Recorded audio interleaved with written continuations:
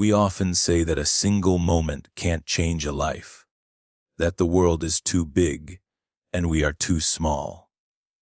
But what if we're wrong? What if the smallest act of kindness, the one no one is supposed to see, is the one that echoes the loudest?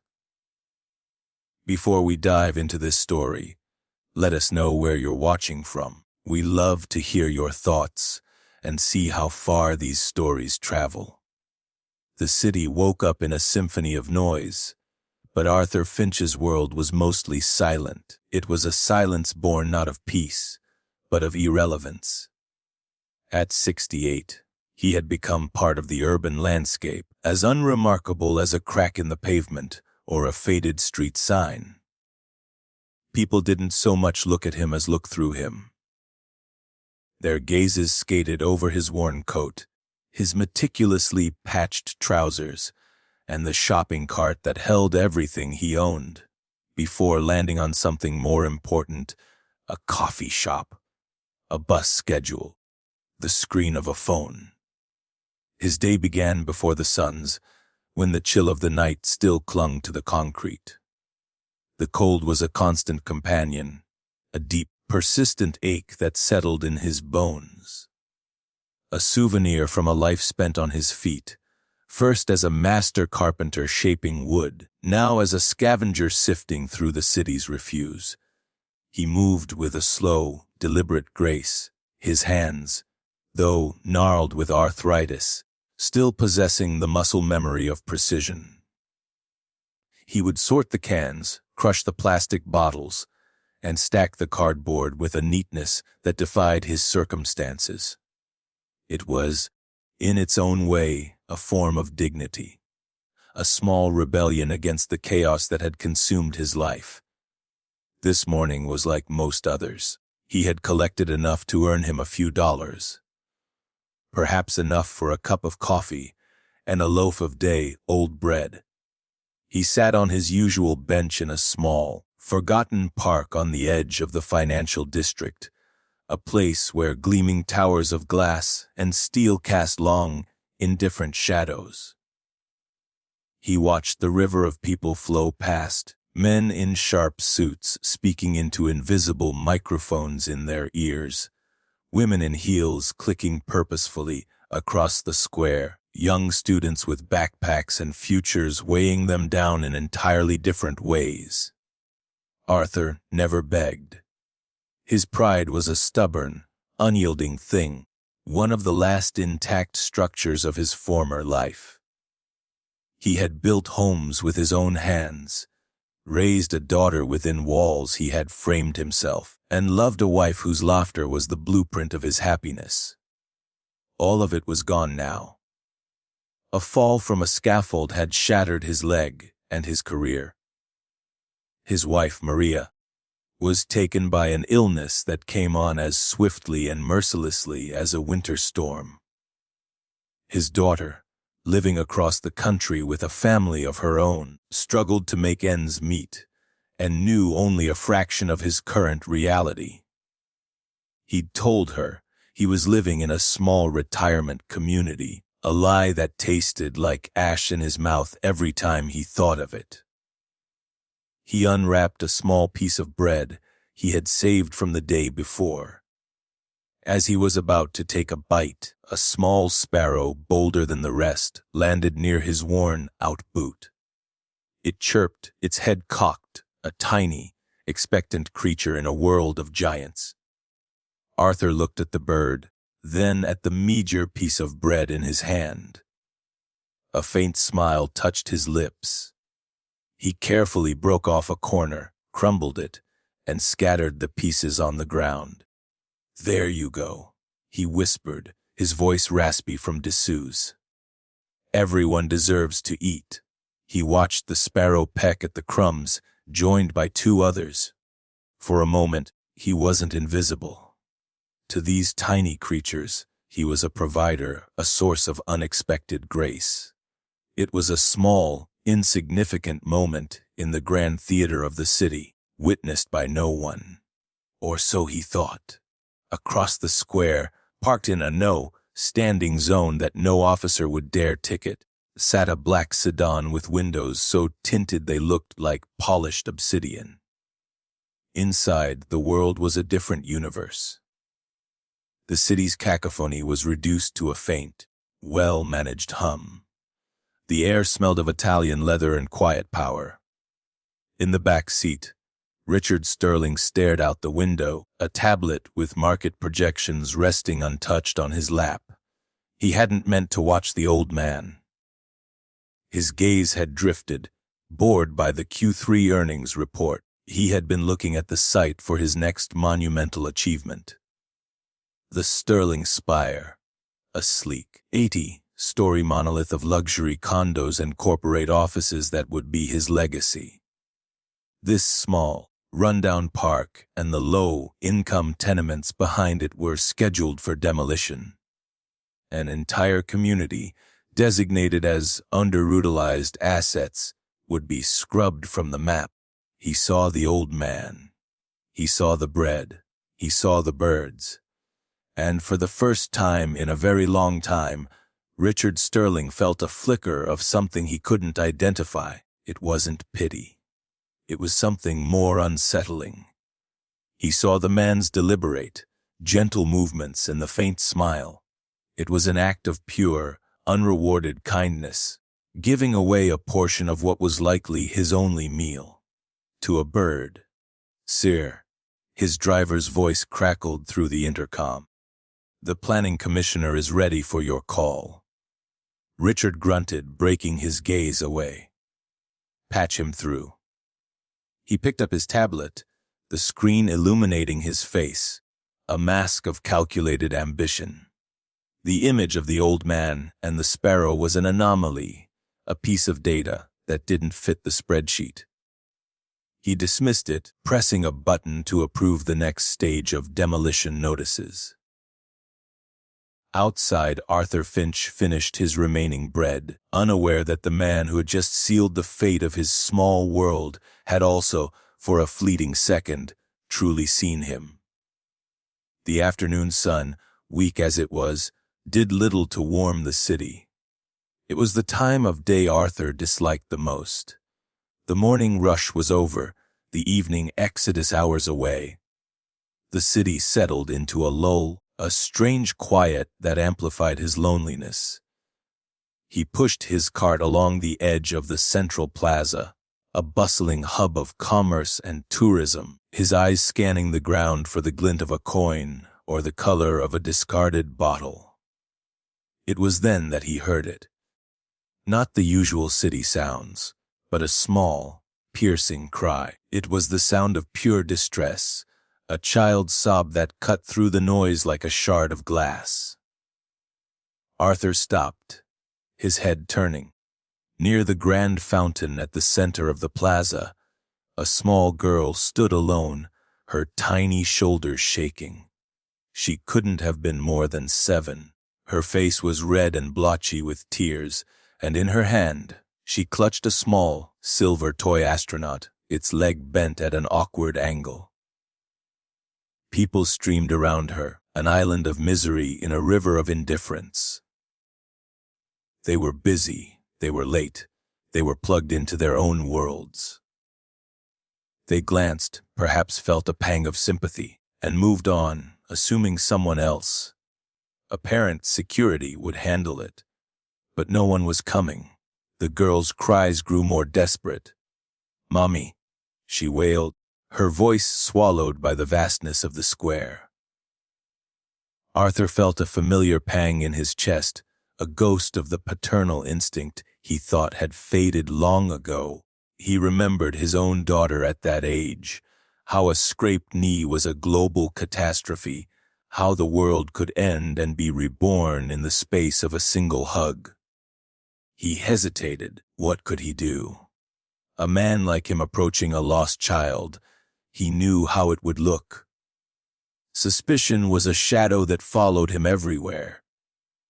It would be safer to just walk away, to find a security guard and point her out from a distance. But her small, terrified face held him captive. He couldn't. He slowly, carefully, pushed his cart to the side, making sure to keep his movements slow and non-threatening.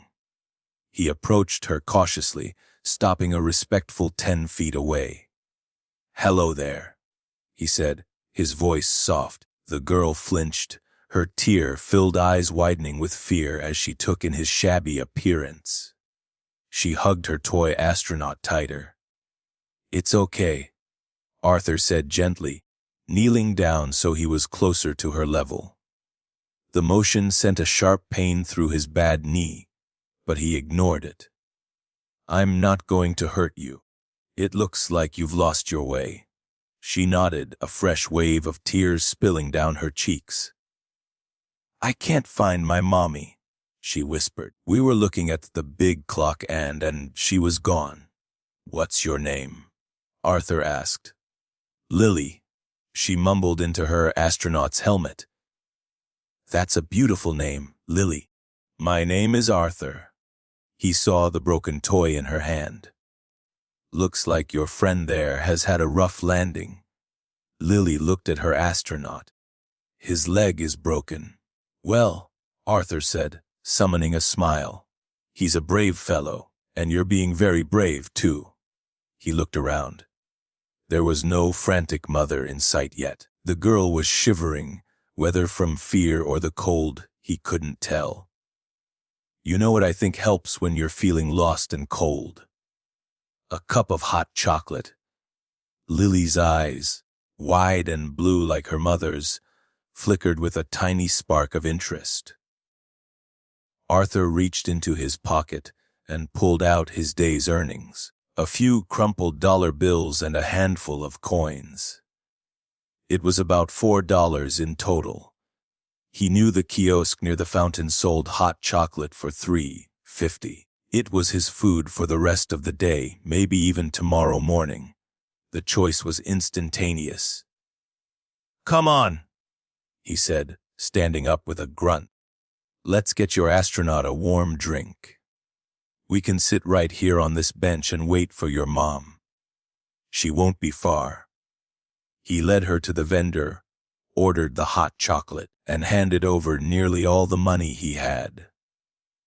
The cashier gave him a suspicious look, his eyes darting from Arthur's ragged clothes to the little girl, but he took the money and handed over the steaming cup. Arthur gave it to Lily, making sure her small hands were wrapped securely around its warmth. They sat on a bench facing the plaza. Lily took slow, careful sips, the warmth spreading across her face, calming her shivers. She stopped crying. "Thank you, Mr. Arthur," she said, her voice small but clear. "You're very welcome, Lily," he replied, his stomach rumbling quietly. He ignored it. The look of relief on her face was a feast in itself. He didn't ask her questions or crowd her. He just sat with her, a silent, steady presence. He pointed out the funny, looking pigeons and told her a short, simple story about a star that got lost and how all the other stars shone a little brighter to help it find its way home. 20 minutes later, a panicked shout echoed across the plaza. "Lily!" A woman was running toward them, her face pale with terror. She scooped Lily into her arms, burying her face in her daughter's hair, her body trembling with relief. "Oh, Lily, I was so scared! I told you not to wander off!" "The man bought me hot chocolate," Lily said, pointing at Arthur. The mother looked at Arthur, her eyes filled with a mixture of immense gratitude and a flicker of social prejudice she couldn't quite hide. She saw his clothes, his cart. "Thank you," she said, her voice thick with emotion. She fumbled in her purse. "Please, let me give you something for your trouble." Arthur stood up and simply shook his head. "No, ma'am. That's not necessary. I'm just glad she's safe." He gave Lily a small smile. "Take care of your astronaut." Before the woman could insist, he turned, retrieved his now empty shopping cart, and began to walk away, melting back into the cityscape. He didn't look back. He didn't want payment. For a few brief moments, he had been a protector, a storyteller, a kind stranger. He had been Arthur Finch, the man he used to be. That was more than enough.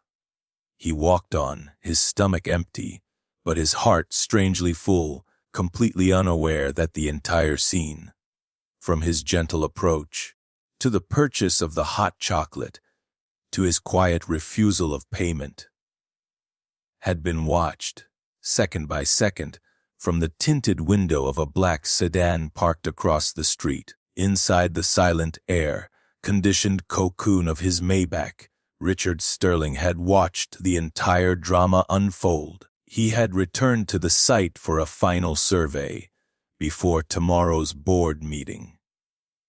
A meeting where he would cement his vision for the Sterling Spire. He'd been about to leave when he saw the old man from the morning, Arthur, approaching the crying child.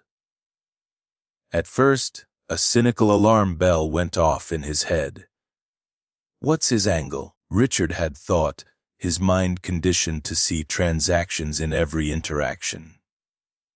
He watched, expecting a hustle, a plea for money, a performance of kindness for personal gain. But there was no angle. He watched the man kneel, the visible pain in his joints ignored.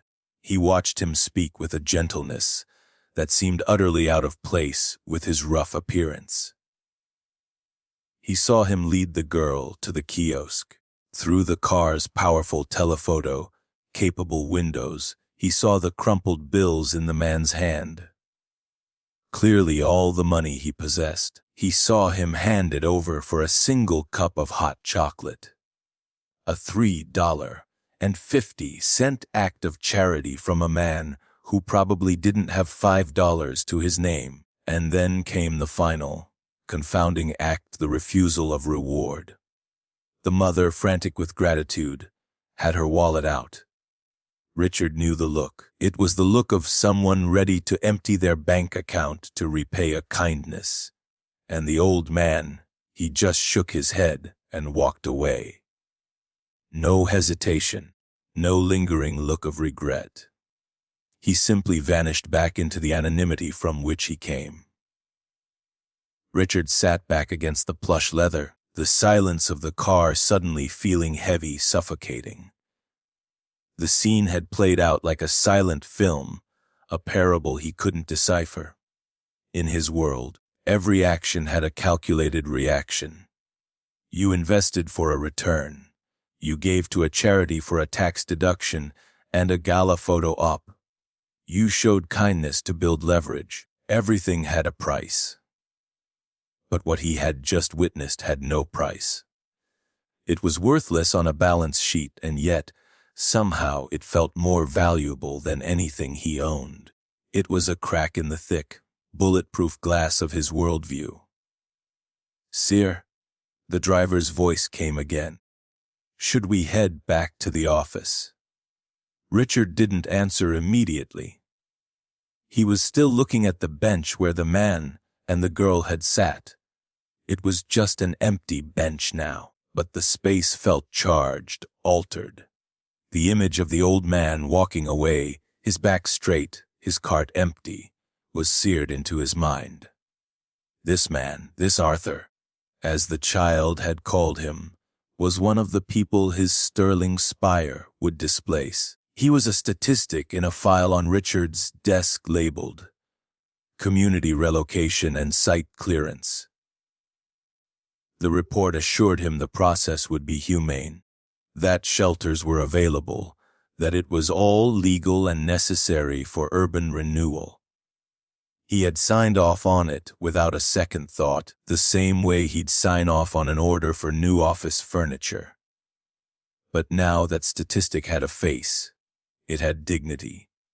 It had a capacity for selfless kindness that shamed him. He, Richard Sterling, a celebrated philanthropist whose name was carved onto the walls of museums and hospitals, had never done anything so purely selfless in his entire life. His charity was an investment. This man's charity was a sacrifice. Find him, Richard said abruptly, his voice sharp. Sir, the driver was confused. Find who? That man. The old man with the shopping cart. Richard's mind was racing, the gears of his ruthless efficiency now turning for a different purpose. I want to know who he is. I want to know everything about him. Use the square's security footage. Be discreet. I don't want him approached. I just want a name, a story. Of course, Mr. Sterling. As the car pulled silently away from the curb, Richard looked at his own reflection in the tinted window. His tailored suit, his expensive watch, his perfectly manicured appearance. It all suddenly felt like a costume.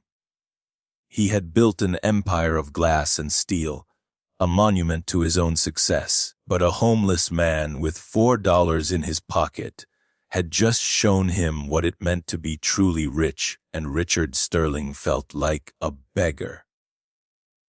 The foundation of his skyscraper and of his life had just developed its first, undeniable crack. For the next 2 days, Richard Sterling was haunted. The ghost of Arthur Finch followed him from the boardroom to his penthouse apartment. He saw him in the faces of the service staff he'd never bothered to learn the names of. He heard his soft voice in the sterile silence of his office. The image of Arthur handing over his last few dollars for a child's comfort played on a loop in his mind, a relentless counter, narrative to the world of profit and loss he inhabited. His private security team, accustomed to digging up dirt on corporate rivals or vetting potential partners, was ruthlessly efficient. By the third day, a slim, confidential dossier lay on Richard's mahogany desk. The cover simply read, "Arthur Finch." Richard opened it, his heart pounding with a strange mix of dread and anticipation. The first page was a recent photo, a grainy still from the plaza's security camera. There he was, kneeling to talk to Lily. The subsequent pages told a story that was both tragically common and deeply personal. Naming Arthur Finch, age 68. Last known address, none. Has been homeless for approximately 6 years. Former profession, master carpenter. Owner of Finch & Son Woodcraft. The business had been renowned for its quality, with a 30-year history of building custom furniture and cabinetry for high-end homes. Personal history: widower. Wife Maria Finch, deceased 2017 after a sudden illness. One daughter, Sarah, living in Oregon, a schoolteacher with a husband and 2 children. Triggering event: a workplace accident in 2016. Fell 2 stories from a poorly secured scaffold on a subcontracted job. Severe compound fracture in his left leg, multiple surgeries. The primary contractor, a shell corporation, declared bankruptcy, voiding any significant insurance payout. Arthur's own small business insurance was drained by Maria's medical bills a year later. He lost the workshop, then the house. Richard read the lines again and again. The Shell Corporation, he didn't recognize the name, but he knew the type. It was a common, dirty tactic in the construction industry, a way for larger companies to shield themselves from liability. A tactic that companies like his had, at times, indirectly benefited from. The dossier was a blueprint of systemic failure. An accident, an illness, a legal loophole, and a good man's life was dismantled, piece by piece, until nothing was left but a shopping cart and a park bench. He swiped to the next page on his tablet, which held the agenda for the upcoming Sterling Holdings board meeting. Item 4A was the final approval for Project Atlas, the official name for the Sterling Spire. Attached was the site clearance report. He tapped it open, and there it was, The poetic, brutal irony of it all. The report detailed the plan to clear the transient population from the park and the surrounding area. It listed the social services they would partner with, the shelters they would fund for a period of 30 days. A neat, tidy, and legally defensible plan to sanitize the area for their new monument to wealth. The park where Arthur fed the sparrows, the tenement buildings that provided him some shelter from the wind. It was all slated to be wiped away by him. The twist was like a punch to the gut. The system that had rejected Arthur, that had chewed him up and spat him out, was a system Richard Sterling had mastered. He hadn't just benefited from it, he had helped build it. His entire career was based on seeing land, not homes, assets, not people, statistics, not stories. He leaned back in his chair, the dossier in one hand and the project proposal in the other. He was holding the life of a man in two separate files. In one, Arthur Finch was a problem to be cleared away. In the other, he was a man of profound moral character who had challenged the very core of who Richard was. The dilemma was crushing. He could proceed as planned. It was business. The world was harsh. People fell through the cracks. It wasn't his personal responsibility. Signing the paper would be easy, clean. No one would ever know his connection to this one man. Arthur Finch would be swept away with the rest, another invisible casualty of progress. Or he could do something else, something illogical, something that didn't compute on a spreadsheet. He thought of Arthur's hands. The dossier had mentioned they were a carpenter's hands, gently giving away his food. He thought of his own hands, which signed papers that displaced entire communities without a tremor. For decades, he had believed power was the ability to move buildings. He was beginning to realize that true power might be the ability to see the person sleeping in their shadow. His intercom buzzed. "Mr. Sterling, your car is ready for the preliminary hearing at City Hall." The hearing. It was a public formality, a final step before breaking ground. Community leaders would voice their token objections, his lawyers would present their airtight case, and the plan would be approved. It was all a performance. "I'm on my way," Richard said, his voice quiet but firm. He picked up the dossier on Arthur Finch and slipped it into his briefcase, next to the proposal for Project Atlas. He didn't know exactly what he was going to do, but he knew he could no longer pretend he didn't see him. The City Hall hearing room was exactly as Richard expected: sterile, impersonal, and charged with a quiet tension. On one side sat his team, sharp lawyers and confident executives from Sterling Holdings, their faces impassive. On the other side sat a small, weary group of community activists and residents, their expressions a mixture of hope and resignation. They were David, and he was Goliath, and everyone in the room knew how the story usually ended in the real world. The hearing began. The commissioner droned on. Richard's lead counsel presented Project Atlas with a slick video presentation showing happy, affluent people jogging along the waterfront in the shadow of the magnificent Sterling spire. The building was presented not just as a structure, but as a gift to the city, a beacon of prosperity and ambition. Then it was the community's turn to speak. A young woman, a social worker, spoke passionately about the lack of affordable housing and the city's strained shelter system.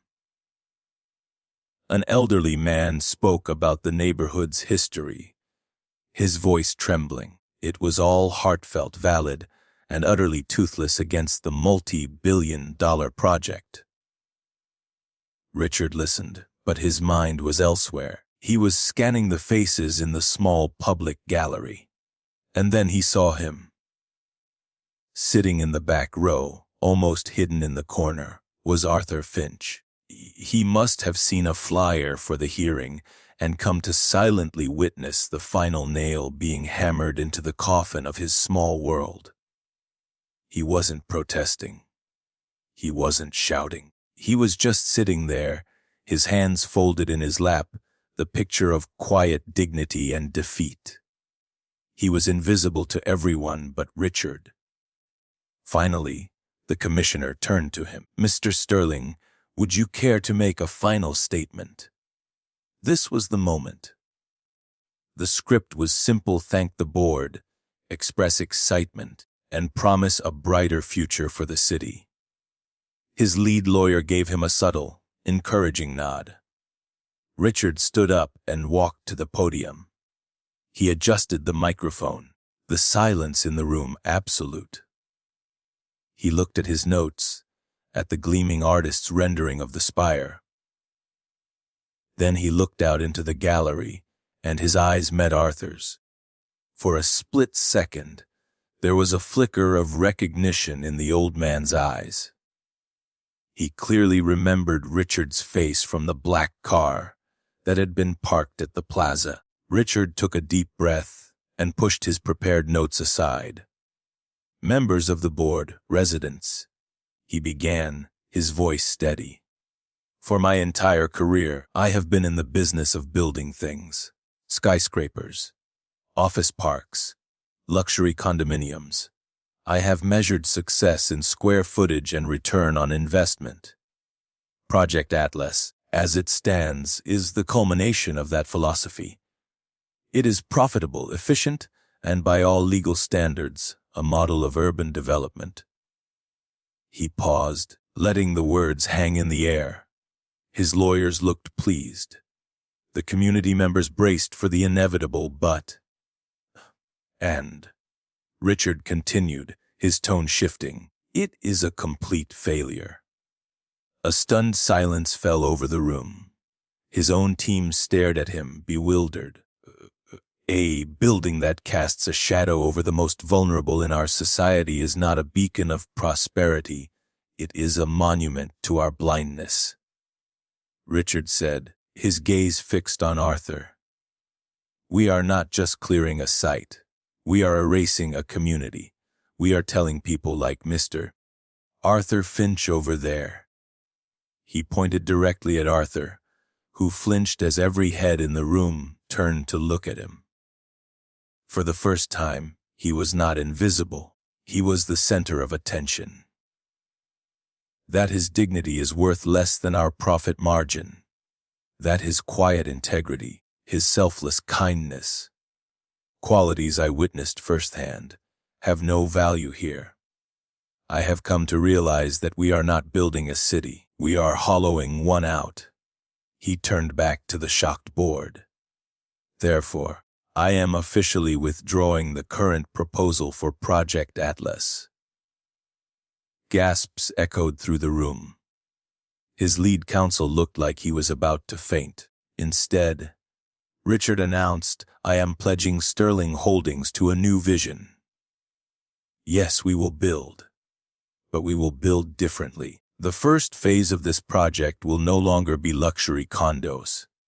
It will be the Finch Sterling Center. It will contain 200 units of dignified, permanent, supportive housing. It will include on-site social services and job training." He wasn't finished. "The centerpiece of this center will be a fully equipped vocational workshop, specializing in high-quality carpentry and crafts. A place where skills can be relearned and dignity can be rebuilt. And I can think of no one better to serve as its first site manager and lead instructor than the man who inspired this change." He looked directly at Arthur, whose face was a canvas of disbelief, his eyes welling up with tears he thought he had long run out of. "Mr. Arthur Finch," Richard said, his voice resonating with an authority he had never felt before. I am told you were once one of the finest carpenters in this city. If you'll have it, the job is yours." The room erupted. The community activists were on their feet, clapping, crying, their faces masks of joyous disbelief. Richard's team sat frozen. Their world turned upside down. The hearing was adjourned in chaos. Reporters rushed toward Richard, but he waved them off, making his way through the crowd toward the back row. He stood before Arthur, who was still seated, looking at his own gnarled hands, as if seeing them for the first time in years. "Mr. Finch?" Richard said quietly, offering his hand. "My name is Richard Sterling." Arthur looked up, his eyes shining. He slowly, hesitantly took Richard's hand. The handshake was firm, bridge between two worlds. A handshake between the man who had lost everything and the man who thought he had it all. "Why?" Arthur whispered, his voice thick with emotion. Richard smiled, a genuine smile that reached his eyes. "You bought a little girl a hot chocolate when you had nothing. You taught me the value of an investment that doesn't show up on a balance sheet. I think it's time I started building something that lasts." The final scene isn't of Arthur moving into a fancy apartment or receiving a giant check. It's 6 months later, at the construction site of the Finch Sterling Center. Arthur, dressed in a clean work shirt and tool belt, is standing in the frame of the new workshop. He's holding a piece of smooth, sanded pine. He runs his hand over the grain, his touch sure and familiar. He brings the wood to his nose and inhales its scent, the scent of purpose, of home. He is no longer invisible. He is an architect, not of buildings, but of second chances. And across the city, Richard Sterling sits in his office, looking not at market data, but at the blueprints for a new kind of legacy. A legacy built not on the height of his towers, but on the strength of their foundation.